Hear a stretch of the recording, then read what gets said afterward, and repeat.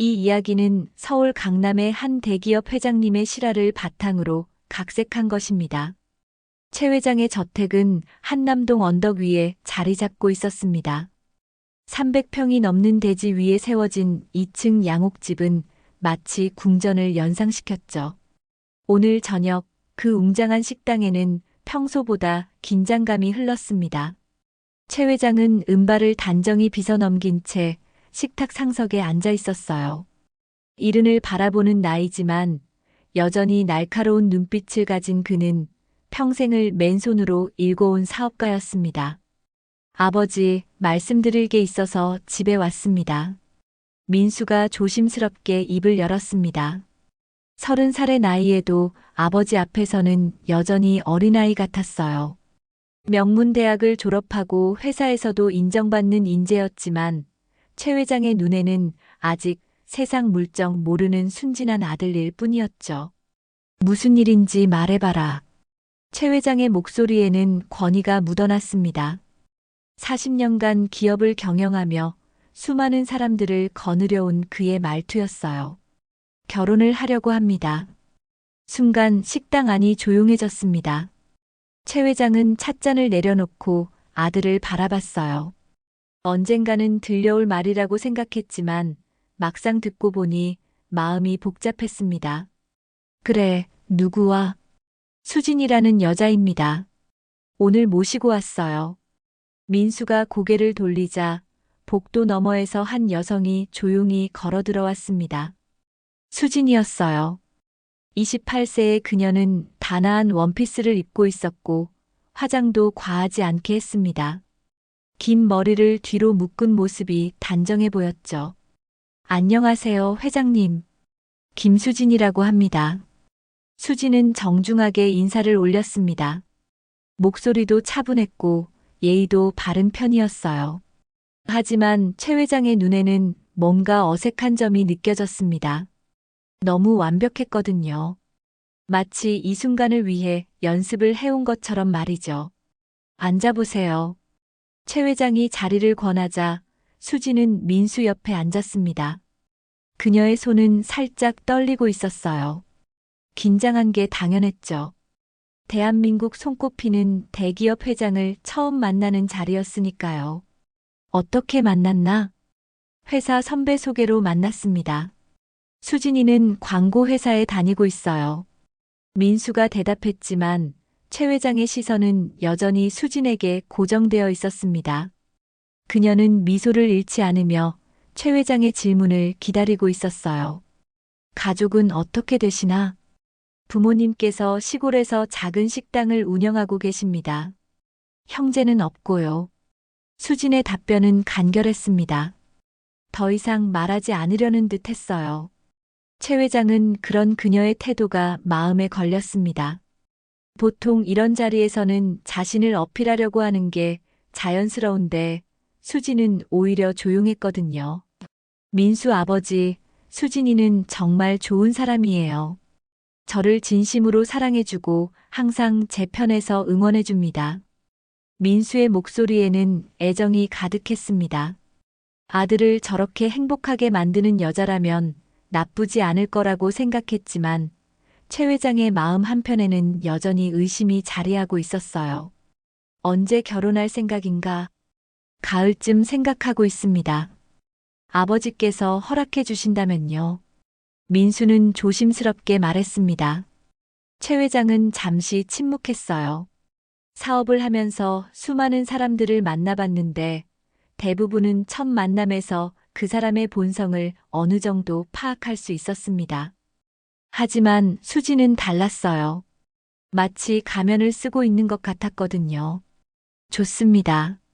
하지만 성급하게 서두르지는 말고 서로를 더 알아가는 시간을 가져보세요. 최 회장의 말에 민수와 수지는 안도의 표정을 지었습니다. 하지만 최 회장의 마음은 편하지 않았어요. 아들의 행복을 위해서라면 무엇이든 해야겠다고 생각했습니다. 설령 그것이 아들에게 상처를 주는 일이라고 해도 말이죠. 저녁 식사가 끝나고 민수와 수진이 돌아간 후 최 회장은 서재에 혼자 앉아 있었습니다. 창밖으로는 서울의 야경이 펼쳐져 있었어요. 40년 전 아무것도 없던 시절부터 여기까지 올라온 그였습니다. 그 과정에서 얼마나 많은 사람들이 자신의 재산을 노렸는지 모르죠. 가족마저도 믿을 수 없었던 순간들이 있었어요. 수진이 정말로 민수를 사랑하는 걸까? 아니면 최 가문의 재산을 노리는 걸까? 최 회장은 확신할 수 없었습니다. 아들의 순진함이 걱정되기 시작했어요. 다음 날 아침, 최 회장은 평소보다 일찍 회사에 출근했습니다. 강남 한복판에 자리한 최 회장의 사무실은 40층 높이에 위치해 있었어요. 창문 너머로 보이는 서울 시내가 한눈에 들어왔습니다. 하지만 오늘은 그 풍경조차 최 회장의 마음을 편안하게 해주지 못했어요. 김 실장 들어와. 최 회장이 내선 전화를 걸자 곧바로 김 실장이 문을 열고 들어왔습니다. 50대 초반의 김 실장은 최 회장과 20년을 함께해온 신복이었어요. 최 회장의 모든 비밀을 알고 있는 유일한 사람이기도 했죠. 무슨 일이십니까, 회장님? 어제 민수가 데려온 여자 말이야. 김수진이라고 하던데. 김 실장의 표정이 진지해졌습니다. 최 회장의 목소리에서 평소와 다른 긴장감을 감지했거든요. 그 여자에 대해 알아봐야겠어. 정확하고 자세하게 말이야. 어느 정도까지 조사하시겠습니까? 김 실장은 조심스럽게 물었습니다. 최 회장의 지시라면 무엇이든 해내는 것이 그의 역할이었지만 이번 일은 좀 달랐어요. 도련님의 약혼자를 조사하는 일이었거든요. 모든 것을 다 알아봐. 태어난 곳부터 지금까지의 모든 기록, 학교 성적, 교우 관계, 이전 연애 경험, 가족 관계, 경제 상황까지. 놓치는 게 있으면 안 돼. 최 회장의 말에는 단호함이 묻어 있었습니다. 사업을 하면서 늘 그랬듯이 모든 정보를 파악한 후에야 결정을 내리는 것이 그의 방식이었어요. 알겠습니다. 언제까지 결과를 원하십니까? 일주일. 그 안에 모든 걸 정리해서 보고해. 김 실장이 고개를 끄덕이며 나가려 할 때 최 회장이 다시 불렀습니다. 김 실장. 예, 회장님. 이 일은 아무도 모르게 해야 해. 특히 민수는 절대 알면 안 돼. 걱정하지 마십시오. 조용히 처리하겠습니다. 김 실장이 나간 후 최 회장은 의자에 깊숙이 몸을 맡겼습니다. 창밖으로는 구름이 끼기 시작했어요. 마치 그의 마음처럼 답답해 보였습니다. 사실 최 회장에게는 쓰라린 과거가 있었습니다. 20년 전 그의 형이 사기꾼 여자에게 속아 거액을 잃고 결국 세상을 떠난 일이 있었거든요. 그때부터 최 회장은 사람을 믿는 것에 대해 극도로 조심스러워졌습니다. 특히 돈과 관련된 일에서는 더욱 그랬어요. 민수는 너무 순진해. 세상이 얼마나 무서운 곳인지 모르고 있어. 최 회장은 혼잣말을 중얼거렸습니다. 아들에게는 좋은 환경만 제공해 주려고 노력했는데 그것이 오히려 독이 된 것 같았어요. 세상의 험악함을 알지 못하는 순진함이 때로는 위험할 수 있거든요. 오후가 되자 김 실장이 다시 사무실을 찾았습니다. 손에는 두꺼운 파일을 들고 있었어요. 벌써 무언가 찾았나?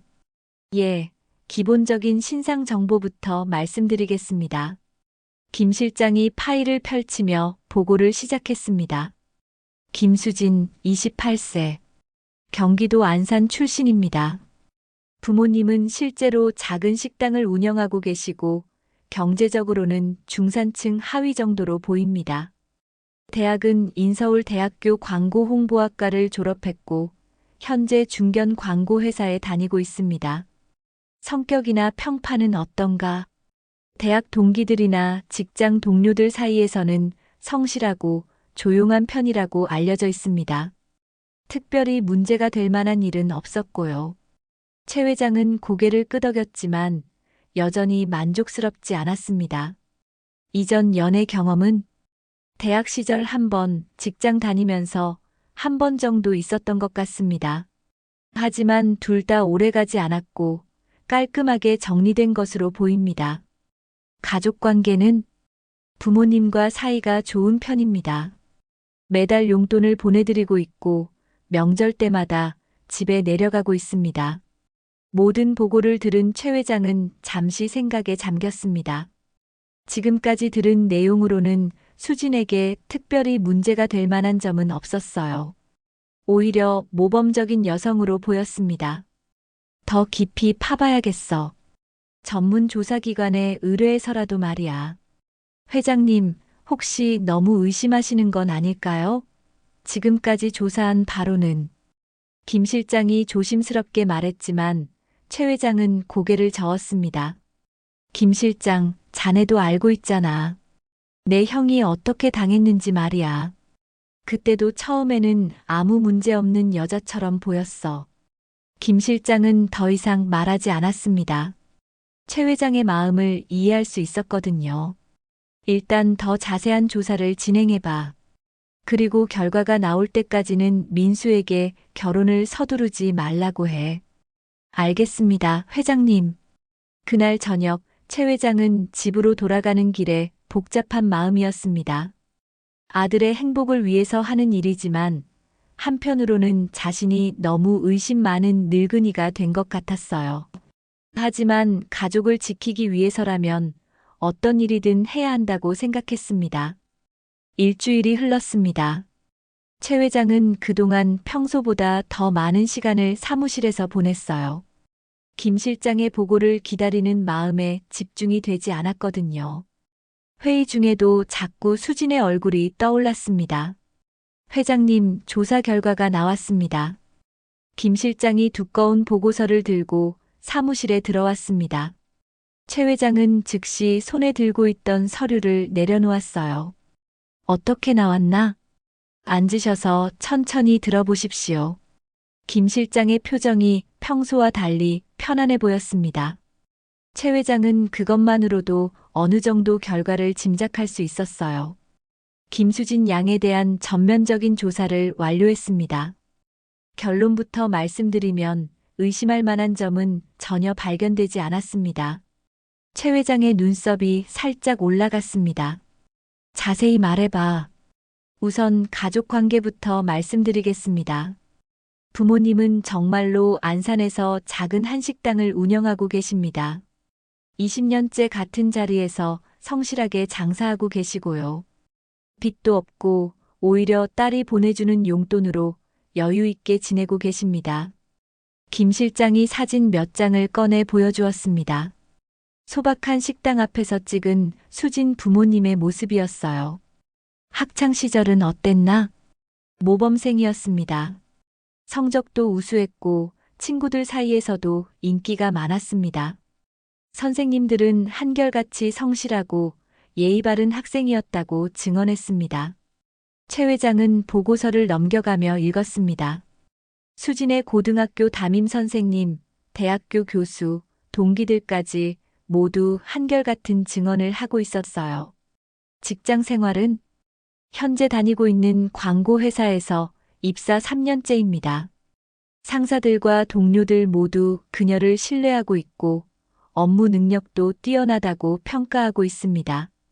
특히 클라이언트들 사이에서 평판이 좋습니다. 김 실장이 또 다른 서류를 보여주었습니다. 수진의 인사평가서였어요. 모든 항목에서 우수한 점수를 받고 있었습니다. 경제적 상황은 월급에서 생활비를 제외하고 나머지는 대부분 저축하고 있습니다. 부모님께 용돈도 꼬박꼬박 보내드리고요. 특별한 사치품을 사거나 하지 않습니다. 오히려 검소한 편이라고 할 수 있겠습니다. 최 회장은 점점 더 당황스러워졌습니다. 뭔가 문제점을 찾으려고 했는데 오히려 완벽한 여성의 모습만 드러나고 있었거든요. 이전 연애 관계는 대학 시절 1년 정도 사귄 남자친구가 있었는데 군대 문제로 자연스럽게 헤어졌습니다. 직장 다니면서는 회사 선배와 6개월 정도 만났는데 가치관 차이로 정리했다고 합니다. 둘 다 깔끔하게 정리했고 지금도 좋은 관계를 유지하고 있습니다. 그럼 도련님과는 언제부터 만났나? 정확히 8개월 전부터입니다.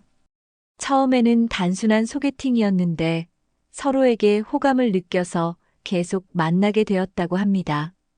최 회장은 보고서를 덮고 의자에 깊숙이 몸을 맡겼습니다. 김 실장은 조용히 기다렸어요. 김 실장, 솔직히 말해봐. 자네 생각은 어떤가? 저는 좋은 분이라고 생각합니다. 조사하면서 만난 모든 사람들이 한결같이 좋은 말만 하더군요. 그런 경우는 흔하지 않습니다. 최 회장은 잠시 침묵했습니다. 객관적으로 보면 수지는 아들의 배우자로 손색이 없는 여성이었어요. 아니, 오히려 과분할 정도였습니다. 하지만 말이야, 김 실장. 예, 회장님. 너무 완벽해서 오히려 이상해. 세상에 이렇게 완벽한 사람이 어디 있나? 김 실장은 최 회장의 마음을 이해할 수 있었습니다. 평생을 험한 세상에서 살아온 사람이라면 당연히 가질 수 있는 의심이었거든요. 회장님, 그냥 운이 좋으신 것 아닐까요? 도련님이 정말 좋은 분을 만나신 거죠. 아니야. 뭔가 빠뜨린 게 있을 거야. 사람은 완벽할 수 없어. 반드시 약점이나 숨기고 싶은 게 있게 마련이야. 최 회장은 일어나서 창가로 걸어갔습니다. 멀리 한강이 보였어요. 흐르는 물을 보고 있으니 마음이 조금 가라앉았습니다. 김 실장, 이번엔 다른 방법을 써봐야겠어. 다른 방법이요? 직접 확인해 보는 거야. 그 여자의 진짜 모습을 말이야. 김 실장의 얼굴에 걱정스러운 표정이 스쳤습니다. 회장님, 혹시 무슨 생각을 하고 계신 건 아니죠? 그 여자가 정말로 민수를 사랑하는지 아니면 우리 집 재산을 노리는지 확실히 알아봐야겠어. 조사로는 한계가 있으니까 말이야. 최 회장의 목소리에는 결의가 담겨 있었습니다. 아들의 미래가 걸린 문제였거든요. 어떤 방법을 쓰실 건가요? 아직 구체적으로 정하지는 못했어. 하지만 분명한 건 그 여자의 진심을 시험해 볼 거라는 거야. 그날 밤 최 회장은 집에서도 계속 생각에 잠겨 있었습니다. 조사 결과는 완벽했지만 그래서 더욱 의심스러웠어요. 세상에 그렇게 완벽한 사람은 없다고 생각했거든요. 분명히 숨겨진 면이 있을 거라고 확신했습니다. 다음 날 저녁 최 회장은 서재에서 김 실장과 마주 앉아 있었습니다. 책장 가득 꽂힌 경영 서적들 사이로 은은한 조명이 비쳐들고 있었어요. 최 회장의 표정은 여느 때보다 진지했습니다. 김 실장, 내가 생각해낸 방법이 있어. 말씀해 보십시오, 회장님. 김 실장은 펜을 들고 메모할 준비를 했습니다. 최 회장과 20년을 함께 일하면서 언제나 그랬듯이 말이에요. 수진이란 여자의 진심을 확인하려면 그녀가 예상하지 못하는 상황을 만들어야 해. 평소 모습이 아닌 진짜 모습을 봐야 하거든. 최 회장이 책상 위에 찻잔을 들며 천천히 말했습니다. 구체적으로는 어떤 방법을 말씀하시는 건가요? 변장을 하는 거야. 내가 최 회장이 아닌 다른 사람으로 그녀를 만나보는 거지. 김 실장의 눈이 커졌습니다. 예상하지 못한 제안이었거든요. 변장이라고 하시면 독거노인으로 변장할 생각이야. 돈도 없고 가족도 없는 외로운 할아버지 말이야. 최 회장의 계획을 들은 김 실장은 잠시 말을 잇지 못했습니다. 너무 위험한 일이라고 생각했거든요. 회장님, 그건 너무 위험합니다. 만약 들통이 나면, 들통나지 않게 하면 되는 거 아닌가. 자네도 알잖아. 내가 얼마나 신중한 사람인지. 최 회장은 이미 마음을 정한 것 같았습니다. 사실 어젯밤부터 계속 고민해온 일이었어요. 하지만 도련님이 알게 되면 어떻게 하시겠습니까? 민수는 모르게 해야지. 그리고 이 일이 끝나면 모든 걸 솔직하게 말할 거야. 김 실장은 여전히 걱정스러운 표정이었지만 최 회장의 의지를 막을 수는 없었습니다. 알겠습니다. 그럼 어떻게 준비하시겠습니까? 우선 분장부터 해야겠어. 완전히 다른 사람으로 보이게 말이야. 최 회장이 일어나서 거울 앞으로 갔습니다. 이른을 바라보는 나이지만 여전히 위험 있는 모습이었어요. 하지만 이것을 초라한 독거노인의 모습으로 바꿔야 했습니다. 전문 분장사를 구해봐. 그리고 낡은 옷도 준비하고. 어떤 설정으로 하시겠습니까? 김 실장이 메모하며 물었습니다. 70대 독거노인. 이름은 최봉수라고 하자. 자식들은 모두 해외에 나가 있고 혼자 작은 원룸에서 살고 있는 걸로 해. 최 회장은 세세한 설정까지 생각해 두고 있었습니다. 경제적으로는 국민연금으로 겨우 생활하는 정도. 가끔 폐지를 주어서 용돈을 만드는 그런 할아버지 말이야. 김 실장은 점점 더 걱정이 되었지만 최 회장의 계획에 따라 준비를 시작했습니다. 이틀 후 최 회장의 서재에는 전문 분장사가 와 있었습니다. 30대 여성이었는데 드라마나 영화 분장을 전문으로 하는 사람이었어요. 어떤 이미지로 만들어 드릴까요? 평범한 독거노인이요. 너무 불쌍해 보이지도 않고 그렇다고 여유로워 보이지도 않는 그냥 동네에서 흔히 볼 수 있는 할아버지 말이에요. 분장사는 최 회장의 얼굴을 자세히 살펴보며 고개를 끄덕였습니다. 시간이 좀 걸릴 것 같습니다. 완전히 다른 사람으로 보이게 하려면 말이에요. 3시간이 지나자 거울 앞에는 완전히 다른 사람이 서 있었습니다. 백발 가발을 쓰고 주름살도 더 깊어 보였어요. 옷도 낡은 체크무늬 셔츠에 낡은 바지를 입고 있었습니다. 어떠세요? 분장사가 만족스러운 표정으로 물었습니다. 최 회장은 거울을 보며 신기했습니다. 정말로 평범한 독거노인처럼 보였거든요. 완벽해.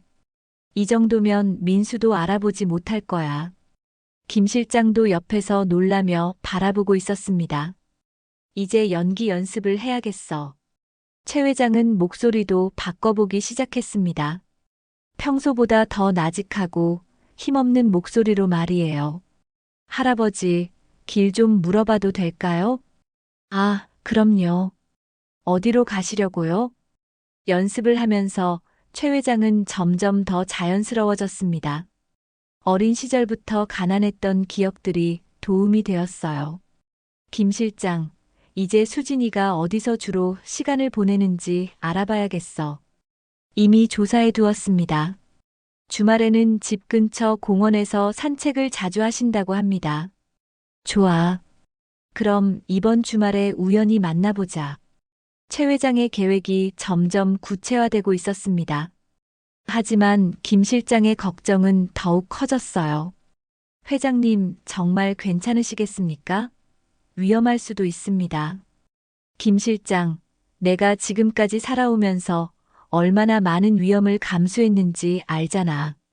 이번 일도 마찬가지야. 아들의 미래를 위해서라면 뭐든지 할 수 있어. 최 회장의 목소리에는 확고한 의지가 담겨 있었습니다. 그럼 혹시 모를 상황에 대비해서 제가 근처에서 지켜보고 있겠습니다. 좋은 생각이야. 하지만 너무 가까이 있으면 안 돼. 자연스럽게 해야 하니까. 이렇게 해서 최 회장의 위험한 계획이 시작되었습니다. 과연 수진의 진짜 모습을 확인할 수 있을까요? 아니면 이 모든 게 불필요한 의심이었을까요? 최 회장도 확신할 수 없었지만 가족을 지키기 위해서라면 어떤 일이든 해야 한다고 생각했습니다. 토요일 오후 2시 서울 마포구의 작은 공원에는 평소와 다름없는 일상이 흘러가고 있었습니다. 아이들이 뛰어놀고 연인들이 벤치에 앉아 이야기를 나누고 있었어요. 그 사이로 한 할아버지가 천천히 걸어 들어왔습니다. 바로 최 회장이었습니다. 아니, 이제는 최봉수 할아버지였어요. 낡은 체크무늬 셔츠에 회색 바지, 그리고 손에는 오래된 지팡이를 들고 있었습니다. 백발 가발과 정교한 분장 덕분에 완전히 다른 사람으로 보였어요. 정말 떨리는군. 최 회장은 속으로 중얼거렸습니다. 평생 수많은 큰 계약을 성사시키고 어려운 협상을 해왔지만 이번만큼 긴장되는 적은 없었거든요. 아들의 미래가 걸린 일이었으니까요. 멀리서 김 실장이 신문을 읽는 척하며 지켜보고 있었습니다. 혹시 모를 상황에 대비해서 말이에요. 저기 온다. 최 회장의 시야에 수진이 들어왔습니다. 편안한 원피스를 입고 작은 가방을 메고 있었어요.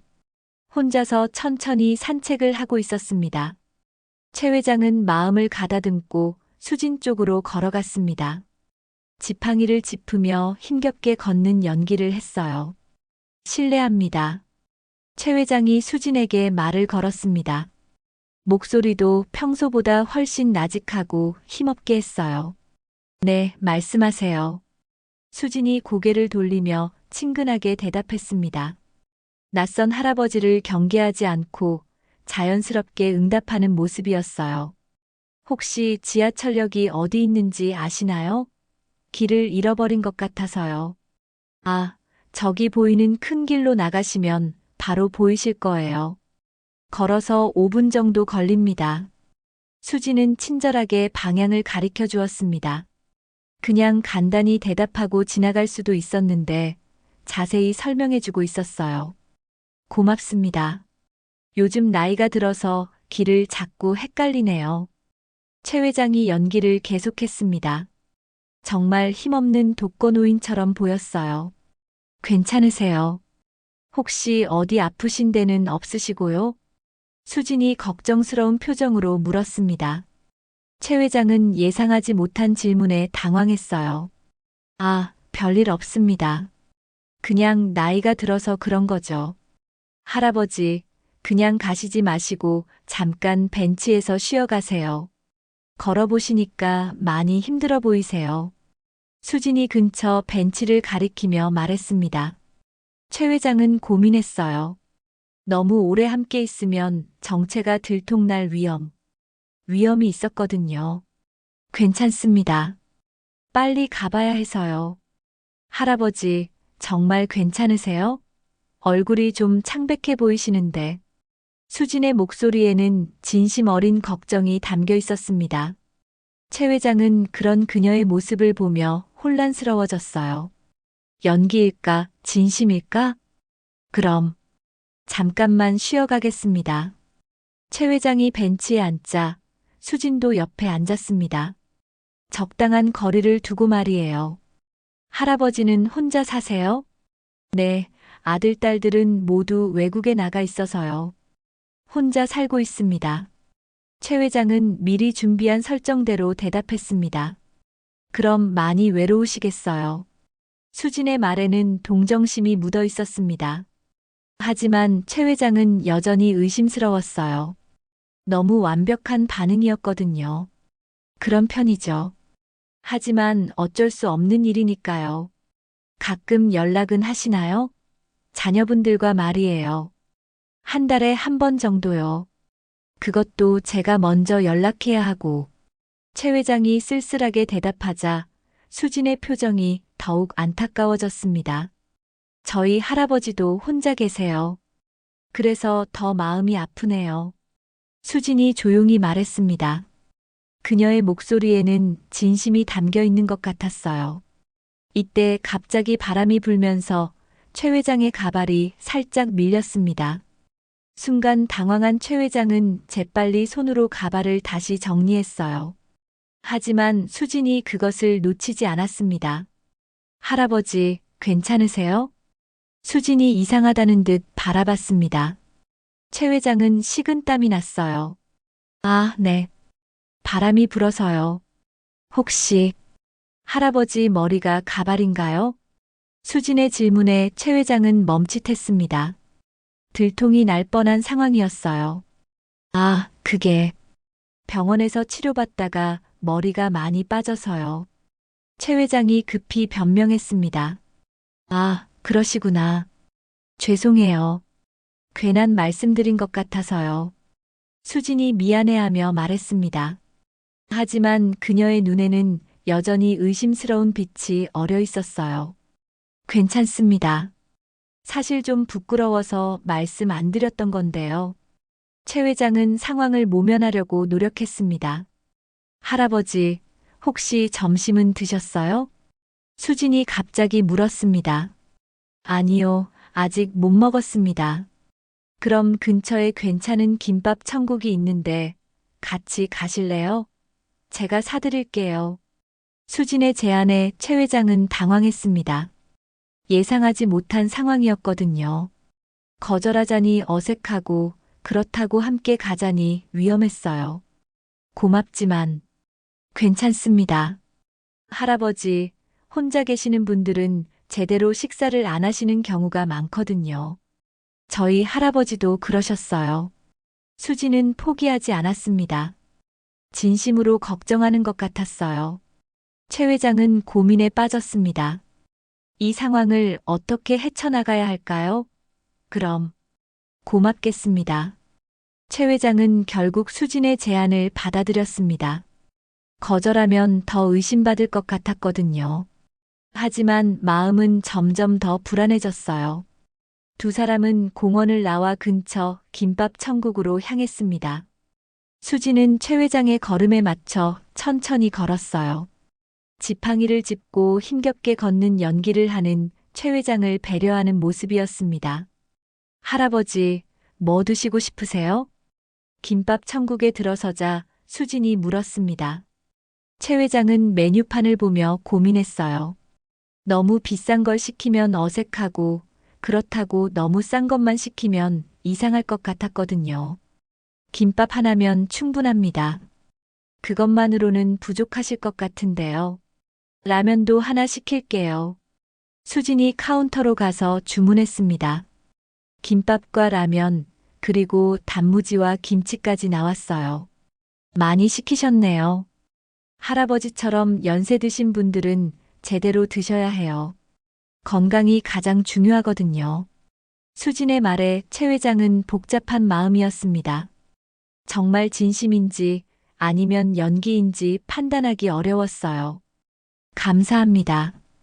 요즘 젊은 사람들 중에 이렇게 친절한 분이 드문데 별 말씀을요. 당연한 일이에요. 수진이 웃으며 대답했습니다. 그때 최 회장의 손에서 젓가락이 미끄러져 바닥에 떨어졌어요. 아, 죄송합니다. 최 회장이 젓가락을 주우려고 몸을 굽히자 가발이 또다시 살짝 밀렸습니다. 이번에는 더 확실하게 수진이 봤어요. 할아버지, 수진의 목소리가 조금 달라졌습니다. 최 회장은 가슴이 두근거렸어요. 네, 혹시 정말 괜찮으신 거죠? 수진이 조심스럽게 물었습니다. 하지만 그녀의 눈에는 뭔가 알고 있다는 듯한 빛이 있었어요. 무슨 말씀이신지 최 회장은 당황하며 대답했습니다. 아니에요. 그냥 걱정되어서요. 수지는 더 이상 추궁하지 않았습니다. 하지만 최 회장은 불안했어요. 혹시 정체가 들통났을까봐 말이죠. 할아버지는 평소에 뭘 하며 지내세요? 수진이 화제를 바꿨습니다. 별로 할 일이 없어요. 가끔 동네를 산책하고 텔레비전 보고. 친구분들은 없으세요? 나이가 드니까 친구들도 하나둘 세상을 떠나고. 이제는 혼자 지내는 게 익숙해졌어요. 최 회장의 말에 수진의 표정이 안타까워졌습니다. 그럼 정말 외로우시겠어요. 그런 편이죠. 하지만 어쩔 수 없는 일이니까요. 이때 최 회장이 실수를 했습니다. 라면을 먹다가 무의식적으로 평소 습관대로 높은 목소리로 말한 것이었어요. 이 라면 정말 맛있네요. 순간 분위기가 어색해졌습니다. 수진이 이상하다는 듯 최 회장을 바라봤어요. 할아버지, 목소리가 좀 젊어지신 것 같은데요? 수진의 지적에 최 회장은 식은땀을 흘렸습니다. 아, 맛있는 걸 먹으니까 기분이 좋아져서 그런가 봅니다. 최 회장이 어색하게 웃으며 대답했습니다. 그런가요? 수지는 여전히 의심스러운 표정이었지만 더 이상 묻지 않았어요. 할아버지, 혹시 지갑에서 뭔가 떨어뜨리신 것 같은데요? 수진이 바닥을 가리키며 말했습니다. 최 회장이 내려다보니 명함 한 장이 떨어져 있었어요. 순간 최 회장의 얼굴이 창백해졌습니다. 그 명함에는 최 회장이라고 적혀 있었거든요. 아, 그건 제 것이 아닙니다.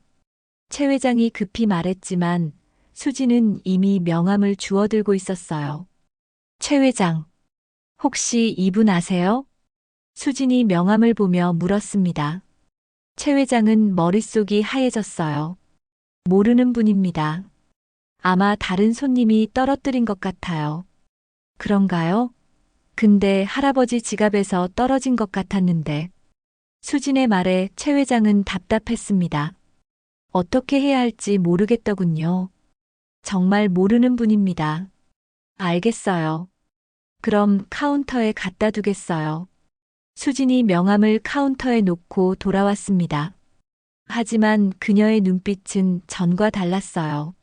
뭔가 의심하고 있다는 것이 분명했습니다. 할아버지, 식사 다 하셨으면 저는 이만 가봐야겠어요. 아, 네. 오늘 정말 고마웠습니다. 최 회장이 일어서려 하자 수진이 그를 붙잡았습니다. 할아버지, 혹시 집까지 바래다 드릴까요? 혼자 가시기엔 멀 것 같은데요. 아니에요, 괜찮습니다. 정말 괜찮으세요? 아까부터 계속 불안해 보이시는데. 수진의 말에 최 회장은 깜짝 놀랐습니다. 연기가 들통났을까봐 걱정되었거든요. 괜찮습니다. 정말 고맙습니다. 최 회장은 서둘러 김밥 천국을 나왔습니다. 하지만 나오면서 뒤를 돌아보니 수진이 창문 너머로 자신을 지켜보고 있었어요. 그녀의 표정은 확신에 찬 것 같았습니다. 최 회장은 김밥 천국을 나와 공원 쪽으로 급히 걸었습니다. 마음이 불안했어요. 수진이 자신의 정체를 눈치챈 것 같았거든요. 하지만 그냥 돌아갈 수는 없었습니다. 아직 확실한 답을 얻지 못했으니까요. 공원 벤치에 앉아 잠시 숨을 고르고 있는데 뒤에서 발자국 소리가 들렸습니다. 할아버지. 뒤를 돌아보니 수진이 서 있었습니다. 그녀는 최 회장을 따라온 것이었어요. 아, 어떡해. 할아버지, 잠깐 이야기할 수 있을까요? 수진의 목소리는 평소와 달랐습니다. 더 이상 모르는 척하지 않겠다는 뜻인 것 같았어요.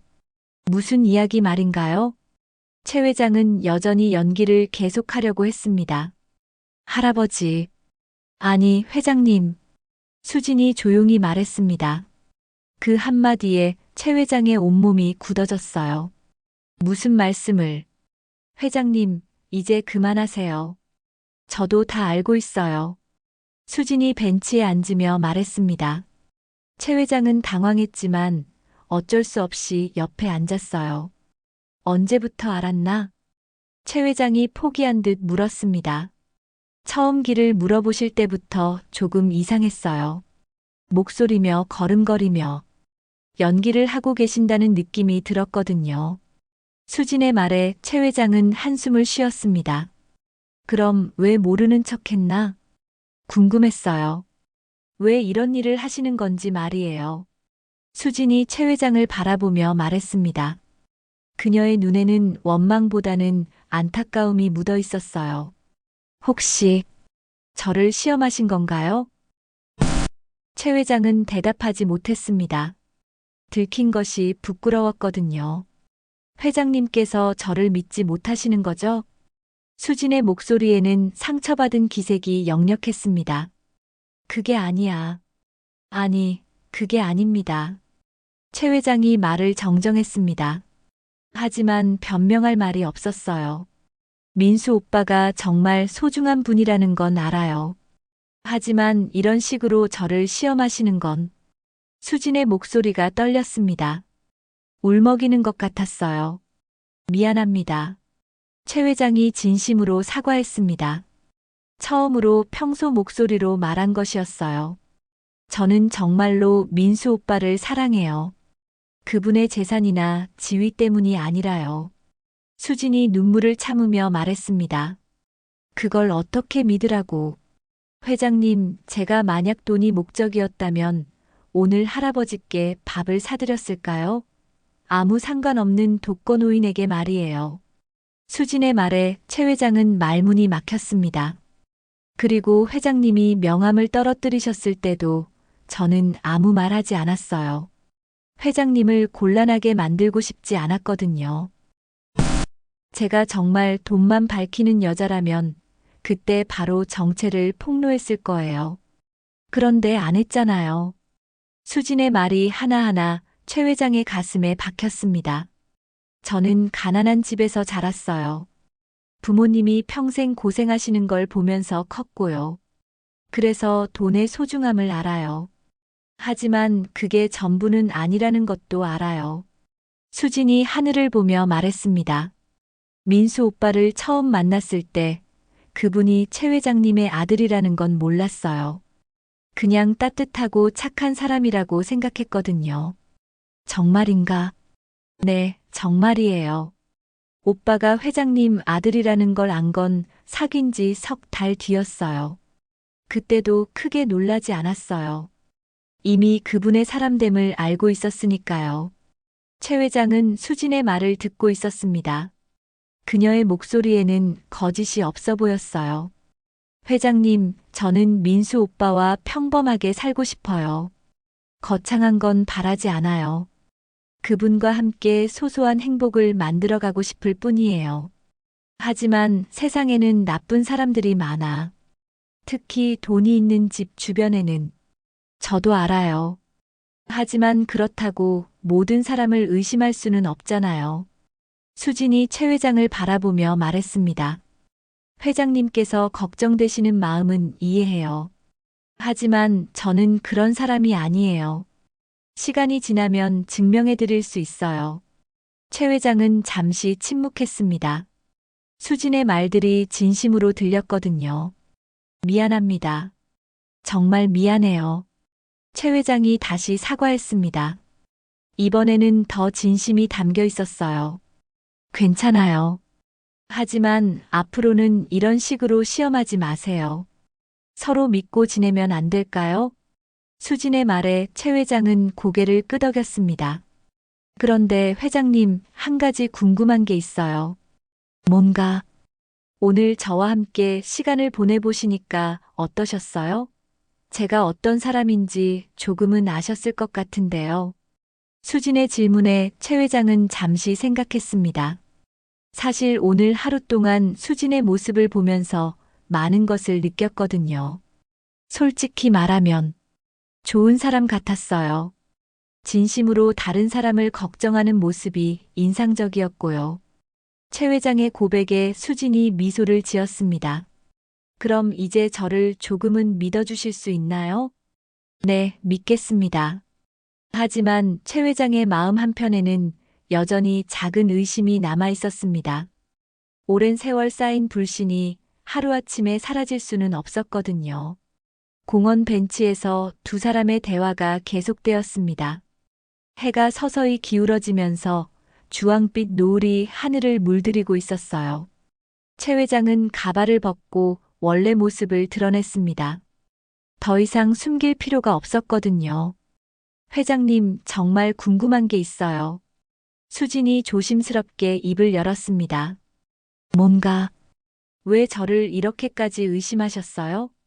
혹시 과거에 안 좋은 일이 있으셨나요? 최 회장은 잠시 망설였습니다. 가족의 아픈 기억을 남에게 털어놓기가 쉽지 않았거든요. 사실, 20년 전에 우리 형이 사기꾼 여자 때문에 큰 고생을 했어요. 결국 충격으로 돌아가시기까지 했거든요. 최 회장의 목소리에 슬픔이 묻어 있었습니다. 그 일이 있고 나서부터 사람을 믿는 게 어려워졌어요. 특히 돈과 관련해서는 더욱 그랬고요. 수진이 고개를 끄덕였습니다. 최 회장의 마음을 이해할 수 있었어요. 그래서 민수가 걱정되었던 거군요. 네, 그 애는 너무 순진해요. 세상이 얼마나 무서운 곳인지 모르고 살아왔거든요. 최 회장이 한숨을 쉬며 말했습니다. 하지만 회장님, 모든 사람이 그런 건 아니에요. 저처럼 진심으로 사랑하는 사람도 있어요. 수진의 말에 최 회장은 고개를 들었습니다. 회장님께서 걱정하시는 마음은 충분히 이해해요. 하지만 저에게 기회를 주세요. 시간이 지나면 제가 어떤 사람인지 보여드릴게요. 기회라고 하면 민수 오빠와 결혼해서 평범하게 살면서 회장님께서 원하시는 며느리가 되도록 노력하겠어요. 수진의 말에 진심이 담겨 있었습니다. 그런데 한 가지 약속해 주세요. 무엇을? 앞으로는 이런 식으로 저를 시험하지 마세요. 서로 믿고 대화로 풀어가면 안 될까요? 최 회장은 잠시 생각했습니다. 수진의 말이 맞았어요. 의심만으로는 아무것도 해결되지 않았거든요. 알겠습니다. 약속해요. 감사해요, 회장님. 이때 멀리서 김 실장이 걱정스러운 표정으로 다가왔습니다. 너무 오래 기다려서 무슨 일이 생긴 줄 알았던 거예요. 회장님, 괜찮으십니까? 괜찮아, 김 실장. 오히려 좋은 이야기를 나누었어. 최 회장이 일어서며 말했습니다. 그럼 저는 이만 가보겠습니다. 수진도 자리에서 일어났습니다. 수진 양, 잠깐. 최 회장이 수진을 불렀습니다. 네. 오늘 일은 민수에게 말하지 말아요. 그 애가 알면 상처받을 것 같아서요. 수진은 잠시 고민했습니다. 하지만 언젠가는 말씀드려야 하지 않을까요? 부부 사이에 비밀이 있으면 안 좋을 것 같은데요. 최 회장은 수진의 말에 감탄했습니다. 정말 현명한 여자였어요. 그럼 적당한 때를 봐서 제가 직접 말하겠습니다. 알겠어요. 수진이 고개를 끄덕였습니다. 그리고 수진 양. 네. 오늘 저에게 친절하게 해줘서 고마웠어요. 정말 마음 따뜻한 사람이라는 걸 알겠더군요. 최 회장의 말에 수진이 환하게 웃었습니다. 별 말씀을요.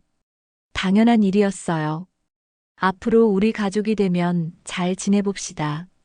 네, 회장님. 열심히 노력하겠습니다. 수진이 정중하게 인사하고 돌아갔습니다. 최 회장은 그녀의 뒷모습을 보며 생각에 잠겼어요. 회장님, 어떻게 되었습니까? 김 실장이 조심스럽게 물었습니다. 좋은 여자야, 김 실장. 내가 잘못 생각했어. 최 회장의 말에 김 실장이 안도의 표정을 지었습니다. 그럼 이제 결혼을 허락하시겠습니까? 그래야겠지. 민수도 행복할 거고 우리 집에도 좋은 며느리가 올 것 같아. 최 회장이 미소를 지으며 말했습니다. 며칠 후 최 회장은 민수를 불러 모든 것을 털어놓았습니다. 처음에는 화를 내던 민수도 아버지의 진심을 이해하고 용서해 주었어요. 그리고 수진과의 결혼 계획을 구체적으로 세우기 시작했습니다. 한 달 뒤 최 회장은 수진의 부모님을 초대해 정식으로 상견례를 가졌습니다. 소박하지만 따뜻한 분들이었어요. 최 회장은 그들을 보면서 수진이 왜 그렇게 좋은 사람으로 자랄 수 있었는지 알 수 있었습니다. 회장님, 저희 딸 잘 부탁드립니다. 수진의 아버지가 정중하게 인사했습니다. 저야말로 좋은 며느리를 얻게 되어 기쁩니다.